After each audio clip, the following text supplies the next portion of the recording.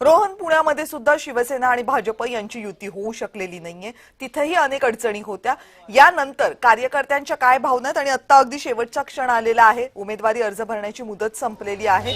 पुण्यातही अनेक महानगरपालिकांमध्ये पुणे महानगरपालिकेसह गोंधळ पाहायला मिळाला.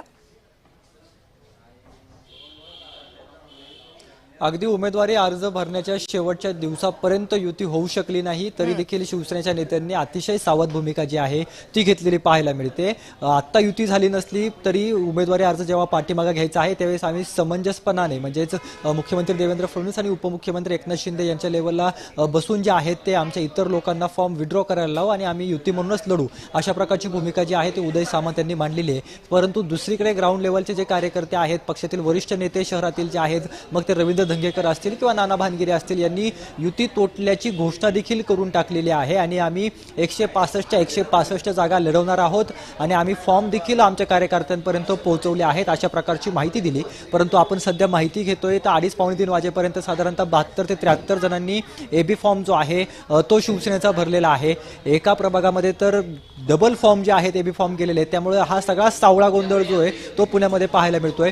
थोड्या वेळापूर्वी एक महिला आल्या होत्या. त्यांचं म्हणणं होतं तर माझा एबी फॉर्मच चोरीला गेला आहे. माझा एबी फॉर्म ज्या लोकांना दिला होता त्या लोकांनी तिसऱ्याच व्यक्तीला एबी फॉर्म दिला. माझा एबी फॉर्म चोरीला गेला असल्याची तक्रार घेऊन ते विजय शिवतरेंकडे आल्या होत्या. त्यामुळे शिंदेच्या शिवसेनेमध्ये खूप मोठा गोंधळ जो आहे तो पुण्यामध्ये पाहायला मिळतोय. अनेक निष्ठावंत शिवसैनिक होते. त्यांनी वरती 6व्या मजल्यावरती ज्या ठिकाणी बैठक नीलम गोरे आणि विजय शिवतरेंची सुरू होती त्या ठिकाणी गोंधळ घातला. अगदी तिथे शेकडो कार्यकर्ते असल्यामुळे खाली त्यांना पाचारण करावं लागलं, पोलिसांना बोलवावं लागलं. पोलिसांनी तिथली परिस्थिती सगळी जी आहे ती हाताळलेली पाहायला मिळत होती. आणि त्यानंतर उदय सामंत आल्यानंतर आता सध्या उदय सामंत, नीलम गोरे आणि विजय शिवतारे यांच्यामध्ये बैठक सुरू आहे. रवींद्र धंगेकरांना देखील त्या बैठकीला बोलवलं आहे. राज्यामध्ये इतर ठिकाणी जर का आपला पुण्यातला मेसेज गेला किंवा युती तुटल्याचा मेसेज जर गेला आणि आपण विरोधामध्ये भाजपच्या बोललो तर इतर ठिकाणी आपल्याला फटका बसू शकतो.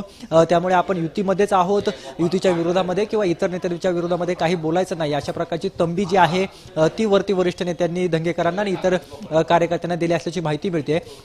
सगळ्यात महत्त्वाचा भाग म्हणजे हे सगळं प्रकरण का लांबलं गेलं, अगदी शेवटच्या क्षणापर्यंत का आलं, तर याचं कारण आहे रवींद्र धंगेकर आणि मुरलीधर मोहोळ यांचं जे काही वाद मागच्या काही दिवसांपासून पाहायला मिळतो. या दोन नेत्यांमध्ये जी काही लढाई मागच्या काही महिन्यांपासून सुरू पाहायला मिळते त्याच्यामुळेच हे सगळं घडताना पाहायला मिळते. रवींद्र धंगेकरांच्या मुलाला कसबा पेठेतून जी आहे ती उमेदवारी हवी होती, प्रभाग क्रमांक 24 मधून उमेदवारी हवी होती, परंतु तीच उमेदवारी जी आहे ती मुरलीधर मोहोळांकडून नाकारली गेली, भाजपच्या नेत्यांकडून नाकारली गेली आणि ते तिकीट कॅन्सल करण्यात आलेलं होतं. त्यामुळे धंगेकर मोठ्या प्रमाणामध्ये आक्रमक झालेले होते आणि त्यातून हा सगळा युतीबाबतचा पेच जो आहे तो निर्माण झालेला होता. त्यामुळे आता नेमकं जेव्हा दिवशी उमेदवारी अर्ज पाठीमागे घ्यायचा आहे त्यावेळेस हे सगळे लोक ऐकणार का आणि फॉर्म विड्रॉ करून घेणार का हे पाहणं अतिशय महत्त्वाचं आहे. कारण काही जणांनी उमेदवारी अर्ज भरताना एबी फॉर्म नसल्यामुळे आपले उमेदवारी अर्ज भरलेले आहेत. ते अर्ज जर कायम राहिले तर हे उमेदवार अपक्ष असतील आणि त्यामुळे कदाचित या लढती आणखी कठीण होऊ शकतात. त्यामुळे उमेदवारी अर्ज मागे घेण्याच्या 2 तारखेपर्यंत